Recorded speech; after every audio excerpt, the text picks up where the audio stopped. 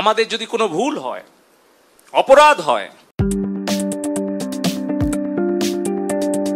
কোটা সংস্কার আন্দোলনকে ঘিরে সামাজিক যোগাযোগ মাধ্যমে গুজব ও অপপ্রচার বন্ধ, ব্যর্থতা, ইন্টারনেট সেবা ব্যর্থ হওয়ায় সব দায়ভার নিজের কাঁধে নিলেন ডাক ও টেলিযোগাযোগ তথ্য প্রযুক্তি জুনায়েদ আহমেদ পলক। এজন্য তিনি শাস্তি পেতে প্রস্তুত রয়েছেন বলে জানান। শুক্রবার বিকালে নাটোরের নিজ বাড়িতে জাতীয় শোক দিবস স্মরণকালে সিংড়া উপজেলায় আওয়ামী লীগের উদ্যোগে আলোচনা সভা ও দোয়া মোনাজাতে অনুষ্ঠানে এই কথা বলেন তিনি। চলমান আন্দোলনকে ঘিরে সামাজিক যোগাযোগ মাধ্যমে গুজব ও অপপ্রচার বন্ধে, ব্যর্থতা, ইন্টারনেট সেবা ব্যবহৃত হওয়ায় সব দায়ভার নিজের কাঁধে নিচ্ছেন। ব্যর্থতার জন্য প্রধানমন্ত্রী যে শাস্তি দিবেন তিনি তা মাথা পেতে নেবেন।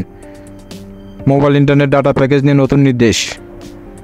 অশুভ চক্রকারীরা সন্ত্রাস এবং হত্যাকাণ্ডে মেতে উঠেছে উল্লেখ করে তিনি বলেন, যেভাবে হোক ছাত্রছাত্রী এবং কিশোর কিশোরীদের সঙ্গে আমাদের যে দূরত্ব এবং ভুল বোঝাবুঝি সৃষ্টি হয়েছে সেটা দূর করার উদ্যোগ গ্রহণ করতে হবে। সেটা আমাদের ঘর, প্রতিবেশী এবং প্রতিষ্ঠান থেকে করতে হবে। ছাত্রছাত্রীদের চোখের ভাষা বুঝতে হবে। এই দূরত্ব তৈরি হওয়ার জন্য ছাত্রছাত্রীদের দোষ না, এটি আমাদের দোষ। আমরা যারা দায়িত্ব পালন করতে ব্যর্থ হয়েছি, এই ব্যর্থতা আমাদের এড়িয়ে যাওয়ার সুযোগ নেই।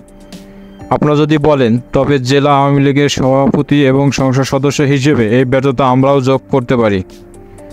তিনি আরও বলেন, শিক্ষার্থীদের সঙ্গে যে দূরত্ব তৈরি হয়েছে, কখনো তাদের প্রতি কঠিন সিদ্ধান্ত নেওয়া সমাধান করা সম্ভব না। আমাদের যদি কোনো ভুল, সঠিক সিদ্ধান্ত নিয়ে সেটা সমাধান করতে হবে।